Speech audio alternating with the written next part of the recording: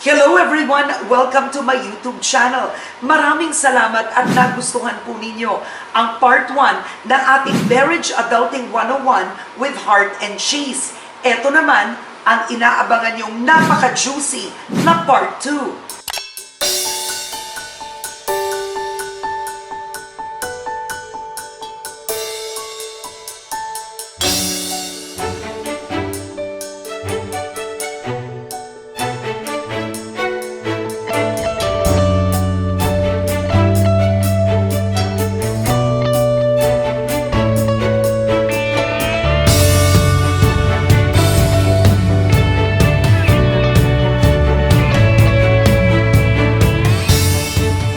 Heart, the painter, of course. Yes. You actually made a career out of your paintings too. It was an accident. Oo. Because, I just stopped thinking of what I needed to do for my career, so I just started to paint. This one is actually one part of my new collection, and it's gonna be printed. I'm doing a collaboration with Brandon Boyd of Incubus. Wow. So that's part of my schedule when I go to LA. So we're doing limited prints of my paintings, and I'm also going to be doing... Pag ganun, ang tanong ng nanonood, malaki yung kinikita mo doon, Heart? Yes, I get a lot, a bulk of my money from that. Especially with bags. Like the bags they come, but I stopped it, so I want it to be a limited edition. But I earned a lot. I mean, a lot of my expenses from like my bags and stuff came from my paintings. Because it started as, don't touch your savings, you can only spend your painting money. That's what motivated me also, like, nako, ito, I have to paint more, I have to paint more. And then I really enjoy it. Gaano katagal mo tong ginawa? This one was like a year. This whole thing? Yeah, a year. Because I did this first, and I said, this is a good idea. I really liked it, and I was enjoying it. I enjoy painting women. And so I said, okay, I think I'm gonna add 2 more panels and make it a set.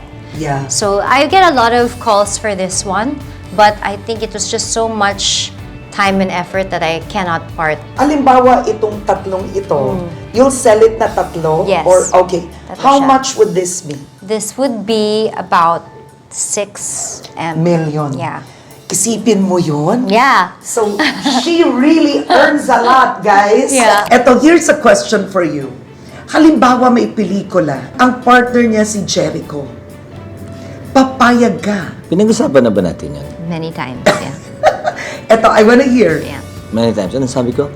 It's up to you. Really? It's up to you. Yeah. It's up to you, pero hindi ka na niya kakausapin. No naman. Hindi. It's up to her. If it will help her, if it will make her grow. For me, again, hindi ako selosong tao. Hindi siya. NR siya. Super NR. Pero lately nga seloso. Sobrang NR. Pero yeah, lately sensitive lang with time. No, it has nothing to do with my level of confidence. It's more your or my level of feeling secure. Which, to a large extent, she gave me. Pero ikaw naman, are there certain girls? Hindi na siya mag-selos kasi NR na nga eh. No, pero are there certain girls na ayaw mo namang makasama ni Chiz? Okay, I'm gonna be very honest. There's no naming names. Yeah. Honestly, like he makes me feel really, really secure. But because when you talk to him and you get to know this guy, you will be so surprised that pinipilahan siya ng maraming babae. As in, My God! Dear, Asan yun? naka-helmet ka ba? Hindi ako Asan naka-helmet. yun? I am wide. Naka-helmet ka I am ata, wide girl. awake. Bakit kasi parang violent yung mga girls na nakaraan niya? Parang ganun ang reaction nila. Ano ba to? But he's really such a good guy. He's so smart. Conversation so good. It's so sexy. And his appeal, his gravitas is just on another level. No Dear, joke. tanggalin mo na ang helmet ngayon. Totoo talaga! Going back to your question, his control is fine. He's not the type to cheat or what or malande. He's not at all. In fact, the reason why some girls go for him because he won't make the move. So they have to be really like strong personalities to get him. And there are women that have strong personality, that are very aggressive. That can get him. I've seen it happen. that can try. That can try. But it's, true, but sometimes it's offensive. Like, I remember I was at an event and... Guys, serious si Heart, ah. Seryoso ako. At pakinggan nyo, serious. Seryoso ako. When I see someone coming for him na talagang all out. But this was early on na. Now Okay. it's different because I'm mature. It's different. Parang, okay, come for me, I'll come for you too. Ganun ako. It's different, Before, iyak lang ako. Bakit sila ganun? But that time, after that incident, I didn't do anything and I sat back and halos impug niya na yung ulo niya sa kay Chiz. Yeah. Before, I would feel really bad and I would, why didn't you do anything? But now I know how to position myself. I know my worth. So, sige, go. Sometimes it's how Okay. you also handle the guy. On a light note naman, Parang bigat-bigat na nun eh. na positive ito is during your wedding, umiyak ka sa vows and you said you could not believe how a beautiful woman like Heart would fall in love with you. Yes, because it's true. My frequently delivered line to Heart when we were still going out. Ano? Why give me time of day? Why do you give me time of day? Kasi baka mamaya isipin ko, magkakagustuhan na kami. Yung pala, isipin niya, excuse me, ano ba tingin mo? Di ba? Meron akong mabara ng ganun. So, why give me time of day? Ano yung kanta? Why someone like you could love someone like me? That's really how you feel. Why not? My God. I'll show you the other one. This one isn't for sale because it's gonna be part of NFT, which I'm fixing now. So NFT is like Bitcoin but paintings. So they sell like digital art. You can either get Bitcoin as when they pay you, or you can get dollars. So this one I can't sell because whoever ends up buying it, the painting can go to them. So some people, some artists, what they do is after they sell the painting, they destroy the digital painting. They destroy the original painting, so it becomes more expensive. It's a different world, yeah. Wow. And how much will you get, let's Well, say, for this? it can go up to $3 million actually, or higher. Depends. For you? Yeah, but of Oh course my- if someone buys it, so. But I mean, just being part of like the NFT group and what they do, I mean, is already such a privilege. Even if they don't buy it, I can keep the painting and Yeah. one day I'll sell it. Your paintings, magkano na ang range niya when you sell your paintings? I have like, siguro my lowest, my bags, like when I paint on bags, it's about 200K. 1,000 per bag. Yeah. Okay. And then, so like this, if this wasn't part of anything, if it was a bit more simple, it can be about 600 to start. Yeah. Yun na. Pero the average of what you've sold lately, ang price niya, ano, mga 2M, 1M? I recently sold a painting for 3M. Yeah. That's cool.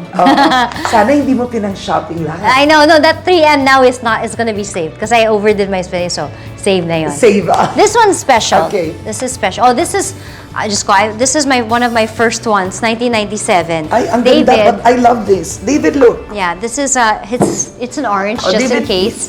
You paint better than me. Yes. Look, I was 12 years old, I think. I did this with Ayala Museum. That was my first, This Okay. one was also special because this one was printed for Harper's Bazaar US. Oh, wow. And it was actually, not naman commissioned, but they asked me to do it. Glenda, who's not anymore, but she was the editor of Harper's Bazaar. She liked my paintings. And so she asked me to kind of make it like a Dior and then just do my own spin. And then it was on the cover of J-Lo's Harper's Bazaar. Yeah, I remember. Yeah. So yeah. yeah, so I kept it because it was, special.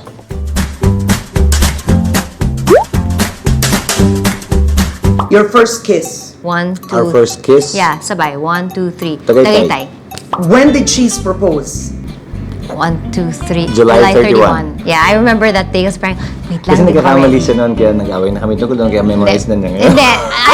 I know the time. I forgot the date because I wasn't ready to settle down. Because I knew if I'd settle down with him, I'd marry him. Because I was so into him already. But I'm not sure if I was ready to now na. Parang ganun.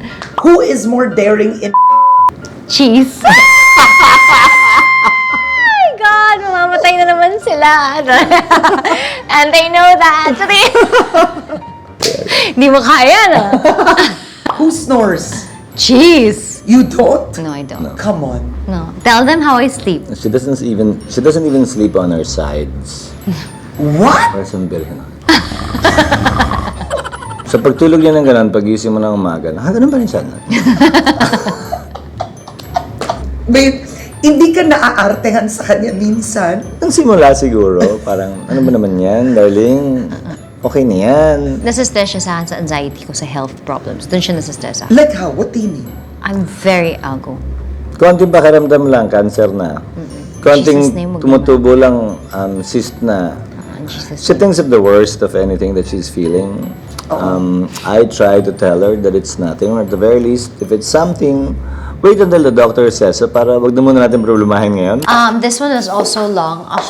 I didn't sell this because it was... This is my favorite. Really? I told you, remember? Yeah? This is so beautiful. Well, this is... Wow, it took so long to do it. Yeah. But I ended up keeping it because I feel like it's priceless. So It sometimes is. when it really means something, I just save it in case the kids of Cheese or my kids want to sell But it. this one, this is like very Van Gogh-ish. Yeah, this was Flowers. like... You don't want to do flowers anymore? I love flowers. I'll see. It depends with my mood.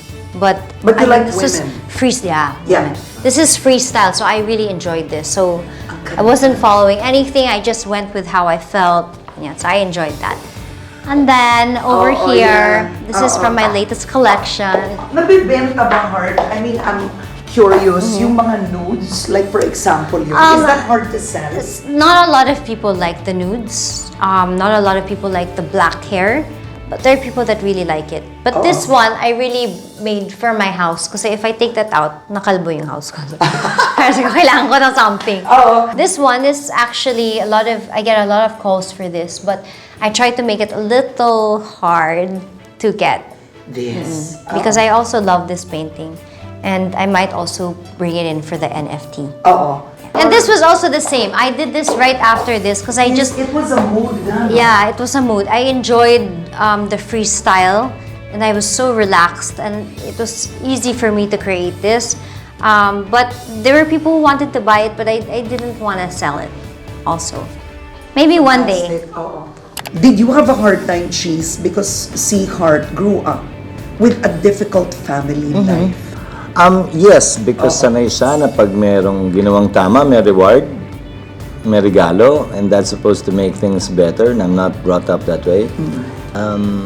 So, Are yung you love language namin magkaiba. You sleep well knowing that you have savings, ganyan. Oh, I gotta get it. I gotta get Okay, it. Bahala na. pero nagbati kayo ng dad ni Heart. And what's interesting sa Sorsogon is ang dad ni Heart, in a way, nag-aalmusal palagi na with James. Yeah. Nag-uusap na Yeah, sila. he lives there. Exactly. He decided to Oo. move to Sorsogon already. How did that happen?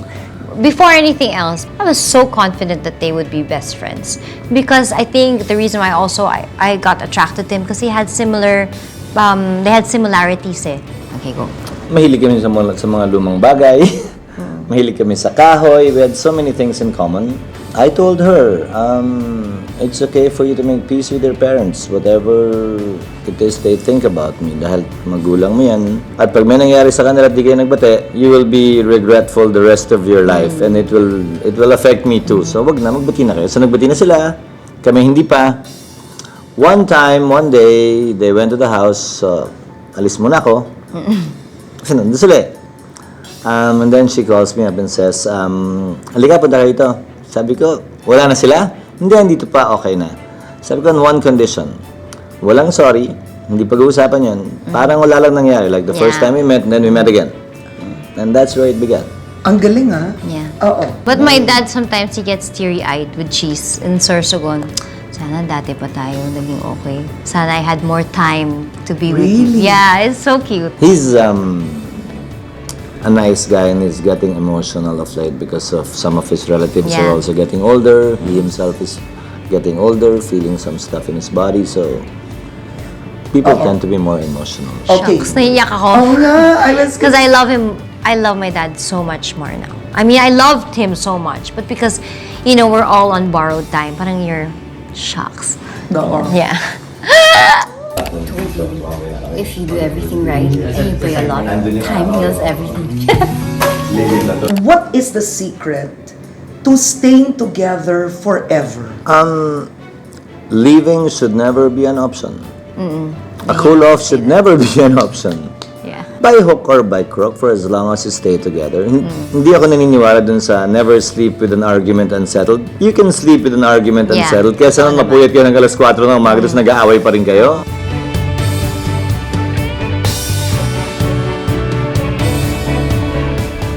During the pandemic, what is your biggest aha realization? I think it's contrary to what people see on my Instagram. You really have to save for the hard times, not just for yourself. I mean, I'm lucky kasi wala naman akong buhay or anything. But for the people around you or for the people you don't know.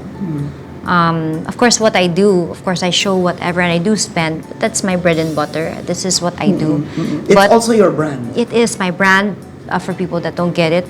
But hindi naman pwedeng ubos hanggang last centavo just for yourself. And I've been selfish for a long time because that's how I was brought up, no? So I should have saved a little bit. So I mean, I did do my part, but I feel like I could have done more. You. That life is short and fragile. I lost 3 close friends and relatives the past week. Dahil sa COVID? 2 to COVID, 1 to cardiac arrest. So, and then you see, nung nagsimula yung COVID, malalayo pa yung mga namamatay sa'yo. Palapit Mga ng namamatay. You notice, palapit ng palapit. Dati wala kang kilala, biglang may kakilala ka. Next, may kamag-anak ka, may kaibigan ka that you didn't expect. So make the most out of it. And number 2, kaya pa healthy. Yes. Then try your best to be healthy. It's never too late to be healthier than yesterday. So focus ng konti. Because the reason why we have a pandemic is because the immune system of people are really low in general. So it's a question of strengthening your body to hopefully last longer and last beyond this pandemic.